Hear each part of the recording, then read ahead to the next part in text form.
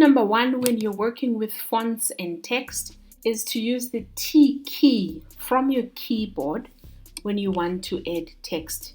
We know that you can hover to the left hand side and click on text and find your text, but if you want to be efficient, you can use the shortcuts that Canva has created for us. If you want me to create a video that will give you all the quick shortcuts that Canva has, on the comments below let me know. What this shortcut helps with is when you're working on project documents and documents that want you to add a lot of text. Tip number 2 is once you've added the text and you would like to find a certain kind of font, you can click on the text itself and go to fonts, and then all of the fonts that Canva has available for you, depending on whether you're on free or on pro version, they would be listed there. But if you click where it says try calligraphy or open sans, if you click once on there, it shows you different kinds of fonts in group format. That helps so much. For example, if you're looking for sans serif, then you are going to be given all the results that are sans serif fonts that you can use.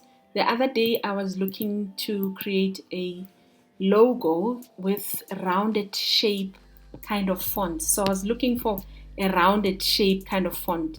Then I went there and I clicked on rounded, and I got different kinds of rounded shape fonts that helped me with the design that I was busy with. So this is quite a nifty tool if you're looking for a certain kind of font. You can, by all means, if you know the name of the font, for example, if you're looking for Anton, you can search for the font using the name of the font if you know the font.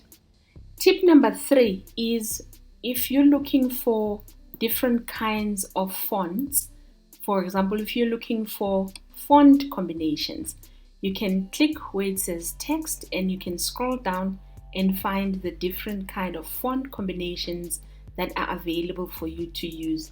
This is very useful if you're designing a Instagram post and the person wants, or your client or yourself for that matter, you want to put a for sale on, then you just click on it once and it will give you the font combination that has been created on your behalf by Canva.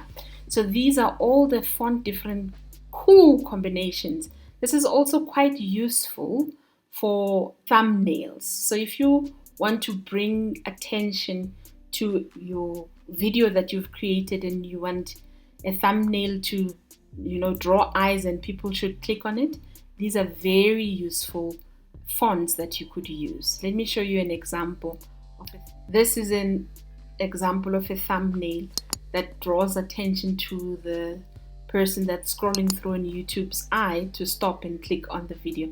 So the font combinations are quite cool if you want to use them for that or any other use. Tip number 4 is under styles. So if you wanted a font combination, you could click on styles and then click on fonts, and then you are given options where different kinds of font combination have been predefined by Canva for you. So you can scroll down and choose any one that you would like. For example, let's select that one, and then it will then change to the style that you've selected. And it is very useful if, for example, designing a PowerPoint presentation or an Instagram post that has a lot of pages, you could then apply to all, and that font would be applied to all pages. So the last bonus tip is all about animation. If you're working with a text and you would like to animate it, you would select the text and then click on animate, and then you get given an option of text animations where you can animate the text, especially if you're creating YouTube or a social media post or a PowerPoint presentation.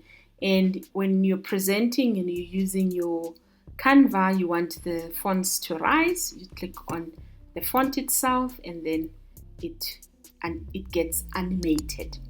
So if you've enjoyed this video, you can watch this other video that talks about color and tips on color on Canva. Design your life. Thank you for joining me. I'll see you next time when you say, I am designing.